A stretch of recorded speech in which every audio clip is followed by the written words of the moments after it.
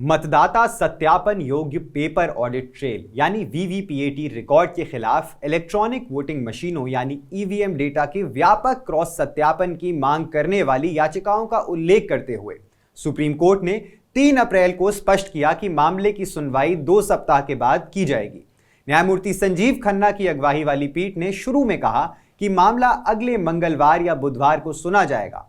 हालांकि बाद में इसे सूची से हटा दिए जाने की संभावना पर प्रकाश डाला गया, ये कहते हुए कि वर्तमान रोस्टर के तहत यह संभवतः अगले के अगले सप्ताह में चला जाएगा। नमस्कार, मेरा नाम है सैयद आमिर हुसैन और इस वीडियो में हम देखेंगे कि वास्तव में ईवीएम वीवीपीएटी सत्यापन मुद्दा क्या है, ये कैसे हुआ और सुप्रीम कोर्ट इसके बारे में क्या कर रहा है। इससे पहले कि हम इस मुद्दे के बारे में और गहराई से बात करें, आइए जानते हैं कि वीवीपैट होता क्या है। वीवीपैट प्रणाली में कंट्रोल यूनिट में वोट की रिकॉर्डिंग के साथ साथ उम्मीदवार के सीरियल नंबर, नाम और चिन्ह वाली एक पेपर स्लिप उत्पन्न होती है ताकि किसी भी विवाद की स्थिति में दिखाए जा रहे परिणाम को सत्यापित करने के लिए पेपर स्लिप की गिनती की जा सके और उसे ईवीएम से मिलाया जा सके। एक प्रिंटर बैलेटिंग यूनिट से जुड़ा होता है और वोटिंग बूथ में रखा जाता है। एक मतदाता बैलेटिंग यूनिट पर बटन दबाने के बाद वीवीपैट पर मुद्रित पर्ची को एक छोटी सी देखने वाली विंडो या खिड़की के माध्यम से देख सकता है और इस प्रकार सत्यापित कर सकता है कि वोट उसकी पसंद के उम्मीदवार के लिए ही दर्ज किया गया है। पारदर्शी खिड़की के माध्यम से पेपर स्लिप वीवीपैट पर 7 सेकंड तक दिखाई देती रहती है। इसके बाद अपने आप कट जाती है और वीवीपैट के सील बंद ड्रॉप बॉक्स में गिर जाती है। चुनाव संचालन नियम 1961 में संशोधन करके 2013 में वीवीपैट की शुरुआत की गई। 2009 में डॉक्टर सुब्रमण्यम स्वामी ने मैंडेमस रिट के लिए प्रार्थना करते हुए दिल्ली उच्च न्यायालय का दरवाजा खटखटाया था, जिसमें इलेक्शन कमीशन को ईवीएम में पेपर ट्रेल या पेपर रसीद की एक प्रणाली शामिल करने का निर्देश दिया गया, जो इस बात का पुख्ता सबूत हो कि ईवीएम में डाले गए वोटों को सही तरीके से दर्ज किया गया है। हालांकि उच्च न्यायालय की एक खंडपीठ ने जनवरी 2012 में उनकी प्रार्थना को अस्वीकार कर दिया और याचिका का निपटारा कर दिया। हाईकोर्ट के फैसले के खिलाफ डॉक्टर स्वामी ने सुप्रीम कोर्ट का दरवाजा खटखटाया। लगभग उसी समय राजेंद्र सत्यनारायण गिल्डा ने भी इसी तरह की राहत की मांग करते हुए भारत के संविधान के अनुच्छेद 32 के तहत एक रिट याचिका दायर की। उनकी याचिका को डॉक्टर स्वामी की याचिका के साथ टैग कर दिया गया और दोनों मामलों की एक साथ सुनवाई हुई। अनिवार्य रूप से डॉक्टर स्वामी का मामला यह था कि उस समय प्रचलित ईवीएम की प्रणाली सभी अंतर्राष्ट्रीय मानकों को पूरा नहीं कर रही थी और हालांकि ईसीआई ने कहा था कि ईवीएम के साथ छेड़छाड़ नहीं की जा सकती है, लेकिन किसी भी अन्य इलेक्ट्रॉनिक उपकरण की तरह यह भी हैकिंग का शिकार हो सकता है। सुनवाई के दौरान उन्होंने इस बात पर प्रकाश डाला कि ईसीआई ने ईवीएम में पेपर बैकअप, पेपर रसीद या पेपर ट्रेल नामक एक सुरक्षा उपाय शामिल करने से इनकार कर दिया है, जो आसानी से और सस्ते में सबूत की आवश्यकता को पूरा करेगा कि ईवीएम ने एक मतदाता द्वारा डाला गया वोट सही तरीके से दर्ज तो किया है। दूसरी ओर ईसीआई ने आग्रह किया कि छेड़छाड़ की आशंकाएं निराधार हैं, फिर भी उसने न्यायालय को सूचित किया कि वो पारदर्शिता सुनिश्चित करने के लिए ईवीएम में व्यवहार्य वीवीपैट तंत्र की शुरुआत की संभावना तलाश रही है। पक्षों को सुनने के बाद न्यायालय ने 2013 में अपना फैसला सुनाया। केस का शीर्षक था सुब्रमण्यम स्वामी बनाम भारत चुनाव आयोग। पेपर ट्रेल को स्वतंत्र और निष्पक्ष चुनावों की अनिवार्य आवश्यकता मानते हुए और ईसीआई यानी इलेक्शन कमीशन ऑफ इंडिया को वीवीपैट तंत्र पेश करने का निर्देश दिया। फैसले का एक प्रासंगिक अंश आपको बताते चले। ईवीएम में मतदाताओं का विश्वास केवल पेपर ट्रेल की शुरुआत के साथ हासिल किया जा सकता है। वीवीपैट प्रणाली के साथ ईवीएम मतदान प्रणाली की सटीकता सुनिश्चित करते हैं। ऐसा करने के इरादे से प्रणाली में पूर्ण पारदर्शिता और मतदाताओं के विश्वास को बहाल करने के लिए ईवीएम को वीवीपैट प्रणाली के साथ स्थापित करना आवश्यक है, क्योंकि वोट कुछ और नहीं बल्कि अभिव्यक्ति का एक कार्य है जिसका लोकतांत्रिक प्रणाली में अत्यधिक महत्व है। इसके बाद ईसीआई ने इलेक्ट्रॉनिक वोटिंग मशीन और वीवीपैट पर एक मैनुअल तैयार किया और फिर जारी किया। दिशा निर्देश संख्या 16.6 में यह निर्धारित किया गया कि प्रत्येक विधानसभा खंड या निर्वाचन क्षेत्र में केवल एक यादृच्छिक यानी रैंडम रूप से चयनित मतदान केंद्र को वीवीपैट पर्चियों के सत्यापन से गुजरना होगा। अब आते हैं 2019 की एक याचिका पे जो 21 नेताओं ने दाखिल की थी। 2019 में आंध्र प्रदेश के पूर्व मुख्यमंत्री एन चंद्रबाबू नायडू सहित 21 विपक्षी नेताओं द्वारा सुप्रीम कोर्ट के समक्ष याचिका दायर की गई थी, जिसमें ईसीआई के मैनुअल के दिशा निर्देश संख्या 16.6 को रद्द करने की मांग की गई थी। इन मामलों में याचिकाकर्ताओं ने ईसीआई को ईवीएम का न्यूनतम 50% यादृच्छिक वीवीपैट पेपर स्लिप सत्यापन करने का निर्देश देने की भी मांग की गई थी। जवाब में ईसीआई ने उस समय जनशक्ति उपलब्धता सहित बुनियादी ढांचे की कठिनाइयों का हवाला दिया था।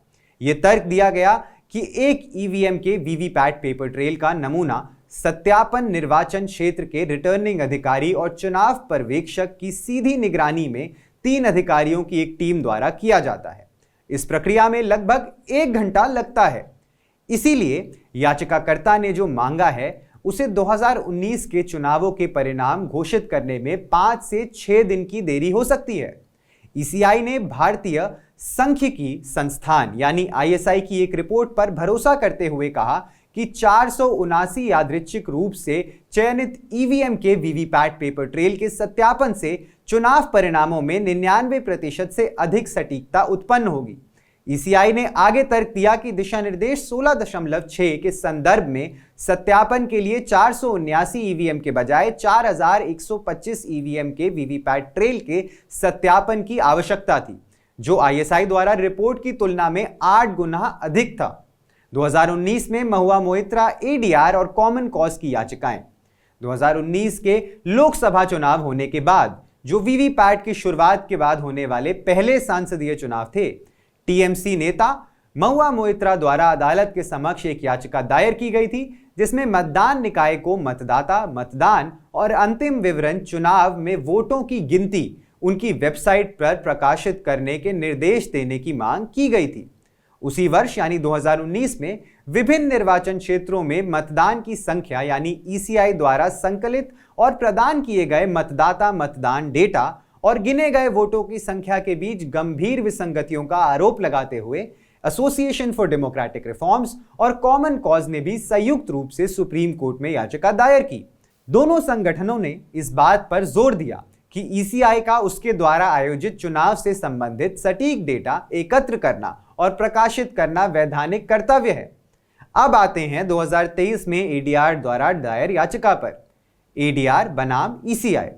2023 में एडीआर ने शीर्ष न्यायालय के समक्ष एक और याचिका दायर की, जिसमें कहा गया कि प्रचलित प्रक्रिया जिसके माध्यम से ईसीआई केवल सभी ईवीएम में से इलेक्ट्रॉनिक रूप से दर्ज वोटों की गिनती करता है और प्रत्येक विधानसभा क्षेत्र में केवल 5 बेतरतीब ढंग से चयनित मतदान केंद्रों में वीवीपैट के साथ संबंधित ईवीएम को क्रॉस सत्यापित करता है, उसमें कमी है।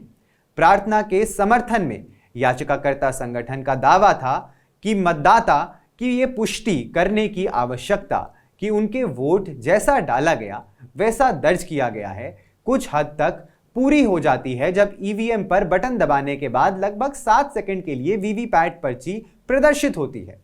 याचिका न केवल उपरोक्त अधिकार को लागू करने की मांग करती है, बल्कि ये भी प्रार्थना करती है कि सुब्रमण्यम स्वामी के मामले में 2013 के फैसले के तात्पर्य और उद्देश्य को प्रभावी बनाया जाए। ये दावा किया जाता है कि कानून में एक पूर्ण वैक्यूम मौजूद है, क्योंकि ईसीआई ने मतदाता को ये सत्यापित करने के लिए कोई प्रक्रिया प्रदान नहीं की है कि उनका वोट रिकॉर्ड के रूप में गिना गया है, जो मतदाता सत्यापन का एक अनिवार्य हिस्सा है। ये ध्यान दिया जा सकता है कि जहां एडीआर की 2019 की याचिका में ईवीएम डेटा और मतदाताओं द्वारा हस्ताक्षर किए जाने वाले रजिस्टर के बीच वेरिफिकेशन की मांग की गई थी, वहीं 2023 की याचिका में ईवीएम और वीवीपैट के डेटा के बीच वेरिफिकेशन की मांग की गई है। सितंबर 2023 में शीर्ष न्यायालय के समक्ष दायर एक हलफनामे में ईसीआई ने ईवीएम वीवीपैट डेटा के व्यापक सत्यापन के लिए एडीआर की याचिका का विरोध करते हुए कहा कि यह अस्पष्ट और निराधार आधार पर ईवीएम और वीवीपैट की कार्यप्रणाली पर संदेह पैदा करने का एक और प्रयास था। इसके अलावा यह तर्क दिया गया कि सभी वीवीपैट पेपर पर्चियों को मैनुअल रूप से गिनना, जैसा कि सुझाव दिया गया है, न केवल श्रम और समय के लिए ज्यादा होगा बल्कि मानवीय त्रुटि और शरारत का भी खतरा बढ़ाएगा। जहां तक उपर्युक्त मौलिक अधिकार के बारे में एडीआर के दावे का सवाल है, ईसीआई ने स्पष्ट रूप से कहा कि ऐसा मतदाताओं के पक्ष में कोई अधिकार मौजूद नहीं है। इसके अलावा एक और याचिका है जो सुप्रीम कोर्ट में दायर की गई है, जो कहती है कि मतपत्र से मतदान नियम है, ईवीएम केवल एक अपवाद है। वकील ने हस्तक्षेप की मांग की नवीनतम घटनाक्रम में अधिवक्ता महमूद प्राचा ने अरुण कुमार अग्रवाल के मामले में एक हस्तक्षेप आवेदन के साथ सुप्रीम कोर्ट का दरवाजा खटखटाया है, जिसमें सुझाव दिया गया है कि आगामी लोकसभा चुनावों में मतदान मतपत्र का उपयोग करके होना चाहिए। उन्होंने दावा किया है कि मतपत्र से चुनाव कराना नियम है और ईसीआई केवल असाधारण परिस्थितियों में केस दर केस आधार पर ईवीएम का उपयोग करने पर विचार कर सकता है, जिसे एक आदेश में दर्ज किया जाना चाहिए। आपको इस मामले के बारे में जान के क्या लगता है, हमें जरूर बताइए नीचे कमेंट सेक्शन में। इस वीडियो को लाइक करिए और ज्यादा से ज्यादा शेयर करके लाइव लॉ को प्रोत्साहित करिए, ताकि हम इसी तरह के और वीडियो बना के आपको ताजा मुद्दों के बारे में बता सके। तो चलिए इसी के साथ हम आपसे मिलेंगे अगले वीडियो में। लाइव लॉ को सब्सक्राइब करना बिल्कुल मत भूलिएगा। धन्यवाद।